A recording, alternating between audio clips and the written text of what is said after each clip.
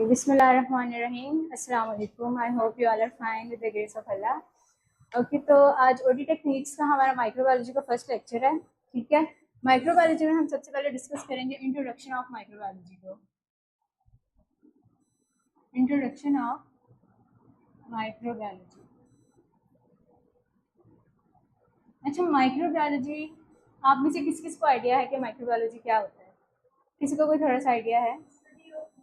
Study of micro organism. Microbiology is the study of micro organisms. Micro organisms क्या होते हैं specifically? जो बहुत छोटे हों, बिल्कुल ऐसे। Micro organisms are those organisms which cannot be seen by naked eye. Okay, which can't be seen by naked eye. अब इन माइक्रो ऑर्गेनिजम्स में हमारे पास डिफरेंट टाइप्स के माइक्रो ऑर्गेनिजम्स आ जाते हैं। जैसे कि कौन कौन से माइक्रो ऑर्गेनिजम्स? किसी के जहन में कोई है माइक्रो ऑर्गेनिज्म? हमारे इन्वायरमेंट में बहुत सारे माइक्रो ऑर्गेनिज्म, किसी को कुछ याद हो? बैक्टीरिया और बैक्टीरिया, फंजाई, एल्गी, ये सारे माइक्रो ऑर्गेनिजम्स, वायरस, हम लोग इन सब से फेमिलियर हैं। बस अभी माइंड में नहीं ना आ रहा हो, आहिस्ता आहिस्ता आप लोगों को सेटल हो जाएगा। Bacteria, fungi, algae, virus, protozoa. अब ये जो माइक्रो ऑर्गेनिजम्स है ना, ये कुछ तो होते हैं यूकैरियोटिक और कुछ होते हैं प्रोकैरियोटिक। यूकैरियोटिक आपको पता है क्या होते हैं? एनीवन? किसी को नहीं पता?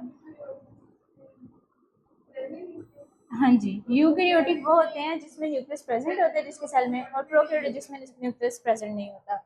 Eukaryotic are with nucleus and prokaryotic are without nucleus. आगे फिर इनकी फर्दर टाइप्स आ जाती हैं कि जैसे मल्टी सेलुलर भी होते हैं या यूनिसेलुलर भी होते हैं, डिफरेंट टाइप्स के होते हैं, वो हम आगे फर्दर डिस्कस करेंगे। ठीक है, bacteria, fungi, algae, virus, protozoa. हमारे नॉर्मल एनवायरनमेंट में बहुत सारे माइक्रो ऑर्गेनिजम्स होते हैं। कुछ बेनिफिशियल होते हैं, कुछ हार्मफुल होते हैं, लाइक कुछ डिजीजेस काज करते हैं, लेकिन कुछ बेनिफिशियल भी होते हैं। फॉर एग्जांपल जब फर्मेंटेशन में यूज़ होते हैं, ये जैसे यूज़ होती है हमारी फर्मेंटेशन में, इसी तरह योगर्ट बनाने में कुछ बेनिफिशियल माइक्रो ऑर्गेनिजम्स यूज होते हैं। इनकी फर्दर हम अगर क्लासिफिकेशन देखें माइक्रो ऑर्गेनिजम्स की,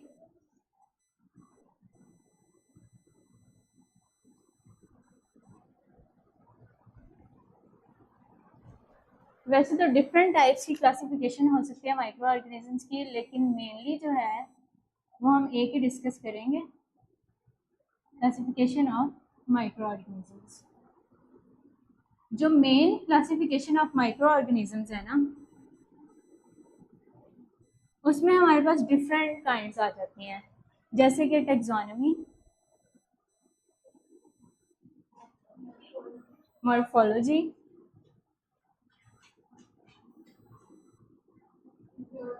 फिजियोलॉजी,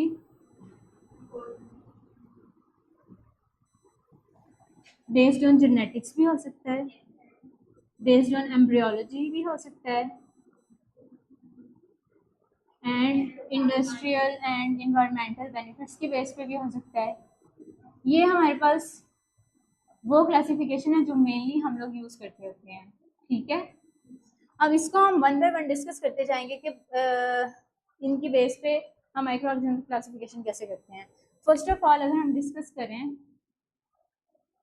टैक्सोनॉमी को, टैक्सोनॉमी क्या होती है? Taxonomy is basically classification based on identification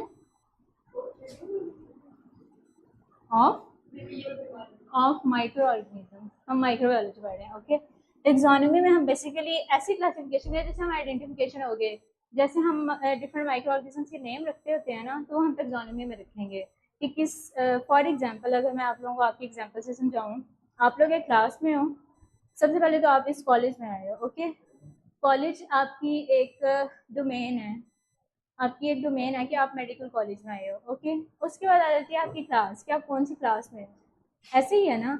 तो इसी तरह से डिफरेंट माइक्रो ऑर्गेनिज्म के भी different domain, different classes, different order, families, इस तरह करके सारी क्लासिफिकेशन होती है। वो जो क्लासिफिकेशन होती है ना, जिसमें हम इसको आइडेंटिफाई करते हैं, वो बेसिकली हमारे पास टेक्सोनोमी में आती है। अब टेक्सोनोमी में हमारे पास जो क्लासिफिकेशन आती है ना, वो आती है domain, kingdom, phylum, class, order, family,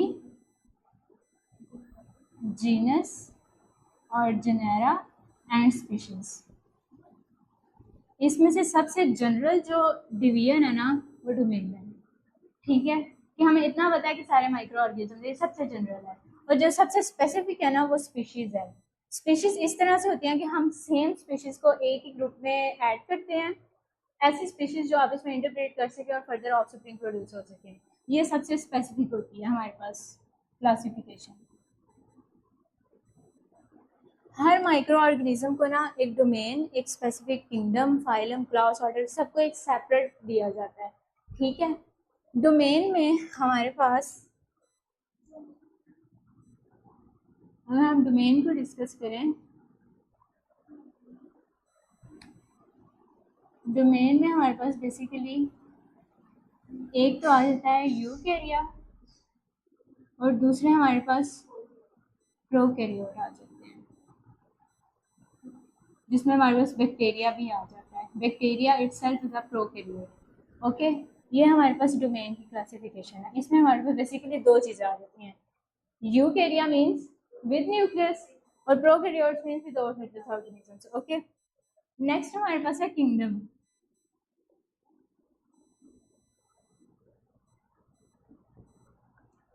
अच्छा, किंगडम में हमारे पास ना 5 किंगडम क्लासिफिकेशन होती है।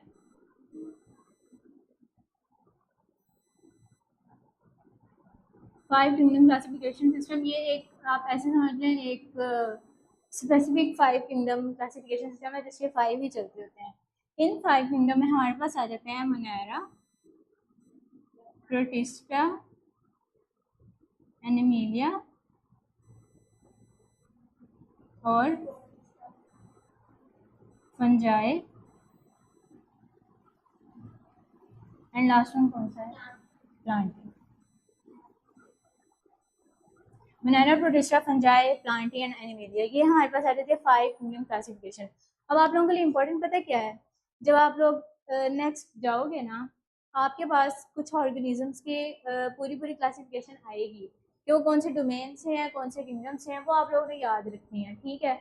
इसी तरह स्पेसिफिकली किंगडम्स में भी उनकी क्लासिफिकेशन आएगी, तो वो आप लोगों ने याद रखनी है, बहुत ज़्यादा डिटेल में नहीं, लेकिन एटलीस्ट इतना पता होना चाहिए कौन सा ऑर्गेनिज्म कौन से डोमेन में आता है, कौन से किंगडम में आता है, और इसी तरह phylum, class, order, family, genus, species. Okay, ये जो बाकी सारे हैं ना, phylum, class, order, family, genus, specifically ये सारे होते हैं कैरेक्टरिस्टिक्स की बेस पे, ठीक है। ये वाले जो सारे हैं ये होते हैं कैरेक्टरिस्टिक्स की बेस पे डिवीजन। डिफरेंट माइक्रो ऑर्गेनिजम्स की जो कैरेक्टरिस्टिक होती है ना, उनकी बेस पे ये डिवीजन होती है। और डिवीजन करते करते हम लोग पहुंच जाते हैं स्पीशी पे, जहाँ पे हर एनिमल कैटेगराइज फुली तौर पे हो जाता होता है, ठीक है। यहाँ तक कुछ समझ ना आई हो, कोई क्वेश्चन हो, कुछ समझ ना आई हो तो पूछ लो, दोबारा पूछ लो। तो ऐसी चीज,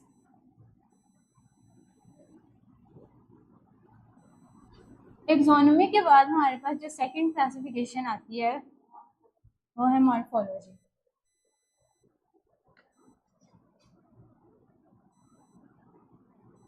मॉर्फोलॉजी से क्या लगता है आपको, मॉर्फोलॉजी क्या होगा, नहीं पता। मॉर्फोलॉजी होती है classification based on shapes, based on shapes, size and structure. Different organisms के डिफरेंट शेप्स होती हैं, डिफरेंट साइजेस होते हैं, डिफरेंट तरह से वो अरेंज हुए होते हैं, उसकी बेस पे जो क्लासिफिकेशन होती है ना उसे मॉर्फोलॉजी कहते हैं, ठीक हो गया। जैसे फॉर एग्जांपल अगर हम शेप्स को डिस्कस करें तो हमारे पास कुछ ऑर्गेनिज्म, स्पेसिफिकली बैक्टीरिया, हमारे पास स्पाइरल शेप में आ जाते हैं, कुछ ट्यूब लाइक शेप में आ जाते हैं, और ट्यूब लाइक या रॉड लाइक इसको आप कह सकते हो, कुछ हमारे पास स्फेरिकल शेप में आ जाते हैं। Spherical like this one, tube होगा तो वो कुछ इस तरह से होगा, और स्पाइरल जो होगा वो इस तरह से होगा, स्पाइरल के फॉर्म में।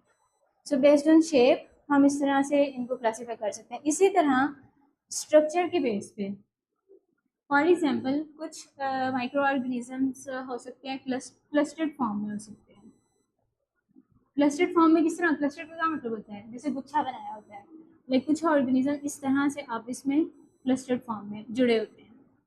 इसी तरह कुछ चेन की फॉर्म में होते हैं, डिफरेंट ऐसे चेन्स बना के तो इस तरह से आपस में जुड़े होते हैं। तो based on shape, based on structure, जो भी हम क्लासिफिकेशन करते हैं माइक्रो ऑर्गेनिज्म को मॉर्फोलॉजी होती है। ओके, थर्ड पे हमारे पास आ जाती है फिजियोलॉजी। फिजियोलॉजी में क्या चीज़ आएगी, फिजियोलॉजी हमने पढ़ी थी एक दिन एनाटॉमी और फिजियोलॉजी के डिफरेंस में। फिजियोलॉजी क्या होती है? बिल्कुल, physiology is the classification based on function. आप कर लो सिंपली, उसमें मेटाबॉलिक फंक्शंस भी आ जाते हैं। जैसे आपको पता है ना, फिजियोलॉजी स्टडी ऑफ फंक्शन होती है, इसी तरह जो माइक्रो ऑर्गेनिजम्स की फिजियोलॉजिकल क्लासिफिकेशन होती है उनकी बेस्ड ऑन फंक्शन होती है। ओके, अब फंक्शन में क्या क्या चीज़ें आ जाती हैं? कुछ माइक्रो ऑर्गेनिजम्स हमारे पास ऐसे होते हैं जो फार्मास्यूटिकल्स की प्रिपरेशन में यूज़ होते हैं, कुछ बायोफ्यूल्स के लिए यूज़ होते हैं, लाइक इनके डिफरेंट फंक्शंस हैं जिसकी बेस पे हम उसकी फिजियोलॉजी में क्लासिफिकेशन करते हैं। ठीक हो गया। अब नेक्स्ट वन हमारे पास आ जाते हैं इकोलॉजी। फोर्थ पे हम इको का वर्ड आपने कभी सुना है? Eco means environment. तो इकोलॉजी जो है क्लासिफिकेशन होती है based on the environment of micro organisms. अब इन्वायरमेंट किस किस तरह का हो सकता है हमारे पास? कुछ माइक्रो ऑर्गेनिजम्स सॉइल में रहते होंगे, कुछ वाटर में रहते होंगे। ठीक हो गया। तो बेस्ड ऑन इन्वायरमेंट भी हमारे पास माइक्रो ऑर्गेनिजम्स की क्लासिफिकेशन होती है जिसको हम इकोलॉजी कहते हैं। इकोलॉजी आपने इको से याद रखना है, इको का मतलब इन्वायरमेंट है। ओके, फिफ्थ वन हमारे पास आ जाता है जेनेटिक्स के बेस पे। जेनेटिक्स में हमारे पास क्या क्या चीज़, जेनेटिक्स में आपको पता होगा, जेनेटिक्स में आती हैं जीन्स। जेनेटिक्स जीन्स में और क्या क्या, इसको हम स्पेसिफिक कैसे कर सकते हैं? DNA. Genetics based on jeans या फंक्शंस की बेस पे। अब जेनेटिक्स में हमारे पास डीएनए सीक्वेंसिंग आ जाती है, आरएनए आ जाता है,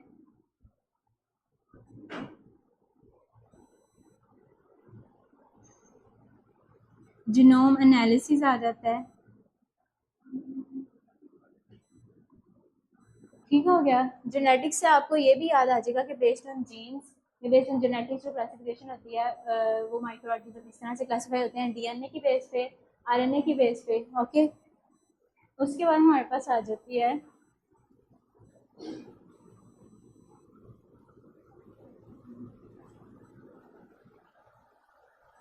इंडस्ट्रियल या इन्वायरमेंटल जो बेनिफिट्स होते हैं या उनके फंक्शंस होते हैं।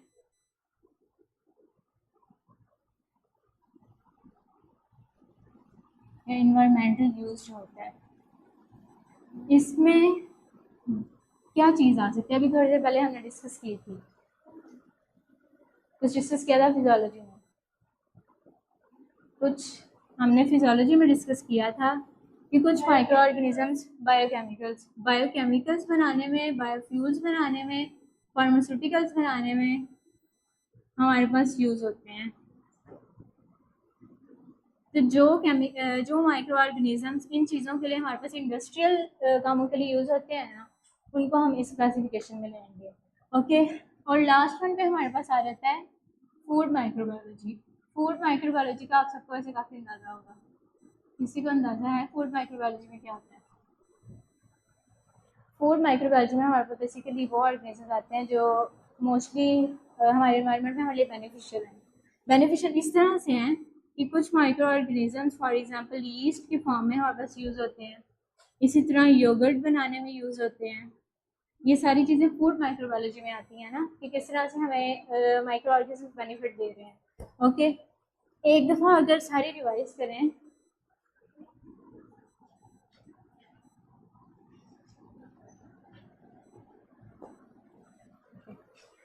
सबसे फर्स्ट वन कौन सी थी? Classification, taxonomy. Second one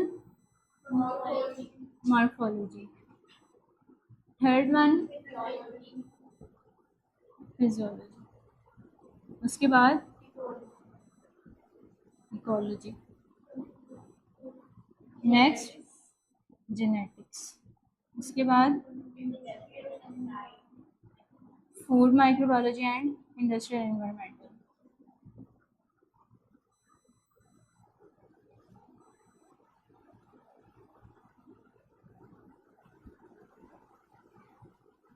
explanation जो है ना, वो तो इधर आप लोगों ने पढ़ ली है, ठीक है। अब इसको आप लोगों ने शॉर्ट फॉर्म में याद कैसे रखना है? टैक्सोनॉमी हमने क्या कहा था? आइडेंटिफिकेशन। आइडेंटिफिकेशन में हमारे पास क्या आ जाती है? नेमिंग आ जाती है स्पेसिफिकली। जब आप नेमिंग याद करोगे ना, तो आपको याद आ जाएगा उसमें डोमेन की क्लासिफिकेशन, किंगडम की, क्लास, ऑर्डर, और सारी क्लासिफिकेशन आ जाएगी, ठीक है। मॉर्फोलॉजी में हमारे पास क्या था? Morpho means shape. मॉर्फो से आप लोग याद रखोगे shape, shape, size, structure. Physiology, physiology आपको पता है, फिजियोलॉजी फंक्शन की बेस पे होती है, तो फिजियो से आपको याद आ जाएगा फंक्शन की बेस पे, ठीक है। इको, इन्वायरमेंट, जिस इन्वायरमेंट में जो माइक्रो ऑर्गेनिजम्स रहते हैं उसकी बेस पे। जेनेटिक्स, जीन्स की बेस पे, उसमें डीएनए आ जाएगा, आरएनए और सारी सीक्वेंसिंग आपको सारी याद आ जाएगी। फूड माइक्रोबायोलॉजी, वो आपको फूड से याद आ जाएगी। फॉर एग्जांपल उसमें क्या क्या चीज़ें थी? यीस्ट प्रोडक्शन, योगर्ट प्रोडक्शन में जो यूज़ होते हैं। इंडस्ट्रियल और इन्वायरमेंटल में क्या आ जाएगी? बायोकेमिकल्स। इस तरह जब आप लोग जब शॉर्ट नोट्स बनाने लगते हो ना, तो शॉर्ट नोट में एक दफ़ा सारी इस तरह से लिख लिया करो, और आगे उनकी शॉर्ट फॉर्म लिख लिया करो कि टैक्सोनॉमी का क्या मतलब है, मॉर्फोलॉजी का क्या मतलब है, फिजियो का क्या मतलब है, इको से क्या मुराद है, ठीक है। ये आपको सारी समझ आ जाएगी इजीली, ठीक है। इस तरह से आप लोग आगे एक्सप्लेन करते जाओगे क्या क्या होता रहता है। एक दफ़ा पढ़ लोगे तो बाद में शॉर्ट जब पेपर्स होते हैं ना, अक्सर कभी ऐसा टाइम है हमें रिवाइज करने का टाइम नहीं मिलता, तो आप अगर अपने शॉर्ट नोट्स निकालोगे ना, तो आपको इजीली सारा कुछ रिवाइज होता जाएगा, जल्दी जल्दी रिवाइज होता जाएगा, ठीक हो गया। आज की इंट्रोडक्शन ऑफ माइक्रोबायोलॉजी और क्लासिफिकेशन ऑफ माइक्रोबायोलॉजी थी। इसमें से कोई क्वेश्चन है आपका? इन सारी चीज़ों में से कोई ऐसी बात जो आपको समझ ना आई हो? सारा कुछ समझ आ गया? सारा कुछ आ गया समझ? कोई ऐसी बात जो ना समझ आई हो, या मैं कुछ पूछ लूँ बीच में से? कुछ पूछ लो, या आप लोगों ने कुछ पूछना है? पहले पूछ लो कुछ। फूड माइक्रोबायोलॉजी की नहीं समझ आई? फूड माइक्रोबायोलॉजी पता क्या होता है? जैसे फॉर एग्जाम्पल हम लोग घर में हम लोग योगर्ट लगाते हैं ना, वो जो योगर्ट होती है ना, असल में उसमें बैक्टीरिया होता है, वही बैक्टीरिया योगर्ट बनाने में हेल्प करता है। तो बैक्टीरिया हमारे पास क्या है? माइक्रो ऑर्गेनिज्म है ना, तो वो एक बेनिफिशियल माइक्रो ऑर्गेनिज्म है जो हमें हेल्प कर रहा है फूड की प्रोडक्शन में, ठीक है। तो फूड माइक्रोबायोलॉजी का बेसिकली मतलब है कि फूड फूड में जो हेल्पफुल बैक्टीरिया हमारे पास यूज हो रहे हैं ना, वो कौन कौन से हैं, वो जो होंगे उनको हम इसमें क्लासिफाई करेंगे इस कैटेगरी में, ओके हो गया। इसी तरह हमारे पास यीस्ट भी एक माइक्रो ऑर्गेनिज्म है जो हमें फूड प्रोडक्शन में हेल्पफुल होता है, ठीक है। और इसके अलावा आप कुछ पूछो। इंडस्ट्रियल एनवायरमेंटल, हमारे पास ना biochemicals and biofuels and pharmaceuticals आप लोगों ने कभी सुने होंगे। जैसे हमारे पास डिफरेंट मेडिसिन बनती हैं, फार्मास्यूटिकल्स होती हैं ना, इसी तरह बायोकेमिकल्स होते हैं, केमिस्ट्री लैब्स में यूज़ होते हैं, उनमें भी माइक्रो ऑर्गेनिजम्स ही यूज़ होते हैं। जिस तरह फूड की प्रोडक्शन में डिफरेंट माइक्रो ऑर्गेनिजम्स यूज़ हो रहे हैं ना, बैक्टीरिया यूज़ हो रहा है, बेनिफिशियल बैक्टीरिया, इसी तरह कुछ माइक्रो ऑर्गेनिजम्स ऐसे हैं जो केमिकल लैब्स और फार्मास्यूटिक्स की प्रिपरेशन में यूज़ होते हैं। तो फार्मास्यूटिक्स और केमिस्ट्री, वो सारी चीज़ें हमारे पास इंडस्ट्रियल में आ जाती हैं, ठीक है, इसलिए हम इसको इंडस्ट्रियल क्लासिफिकेशन कहते हैं, ठीक हो गया। और किसी का कोई क्वेश्चन? आपका कोई क्वेश्चन है? सारी समझ आ गई है? अच्छा, एक क्वेश्चन मेरा है। मॉर्फोलॉजी हमने डिस्कस की थी, किस बेस पे की थी?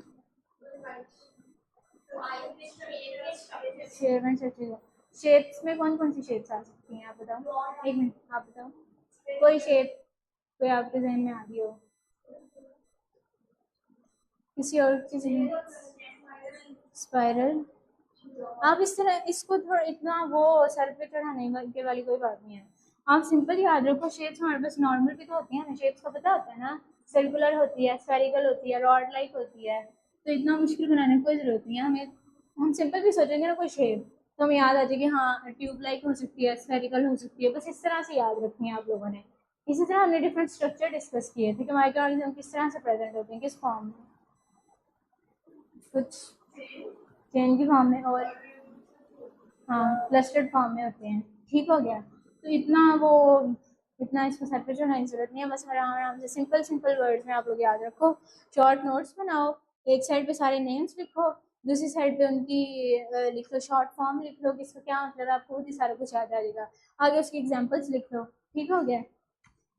यहाँ पे आप लोग एग्जाम्पल्स लिख लो, और यहाँ पे उनकी क्लासिफिकेशन सारी और आइडेंटिफिकेशन। ओके हो गया? इसके अलावा कोई क्वेश्चन आपका? ओके।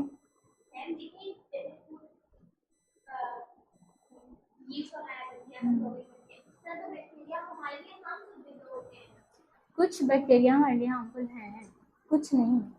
आप लोग जो पढ़ रहे हैं ना ओटी टेक्निक्स में माइक्रोबायोलॉजी, आप बेसिकली पढ़ रहे हो माइक्रो ऑर्गेनिजम्स को ओवरऑल। ठीक हो गया है? अब उसमें आपने हार्मफुल भी पढ़ने हैं, आपने उसमें बेनिफिट्स भी पढ़ने हैं। कुछ बैक्टीरिया वायरस हमें डिजीज भी कॉज करते हैं। वो जो डिजीजेस वगैरह कॉज करते हैं ना, एक्चुअली आप लोगों के सिलेबस में ना इतना स्पेसिफिक शायद आगे ना हो, लेकिन जो लैब टेक्नीशियंस पढ़ते हैं ना उसमें बहुत स्पेसिफिक आगे जाता है कि कौन से बैक्टीरिया हमें डिजीज कॉज करते हैं। वो पढ़ते ही इसके बारे में है कि किस तरह से डिजीज कॉज होती है और हम उसको किस तरह से ट्रीट कर सकते हैं। ठीक है? समझ आइए? वो हमारे लिए हार्मफुल नहीं, वो बेनिफिशियल बैक्टीरिया। बेनिफिशियल भी होते हैं और हार्मफुल भी होते हैं, लेकिन ये हमारे लिए बेनिफिशियल है। ठीक है? जो ये हमारे अब इन्वायरमेंट में इतने ज़्यादा टॉक्सिन्स के फॉर्म में, एलर्जेंस के फॉर्म में हमारे पास माइक्रो ऑर्गेनिजम्स होते हैं, तो वो सारे तो हमारे हार्मफुल होते हैं।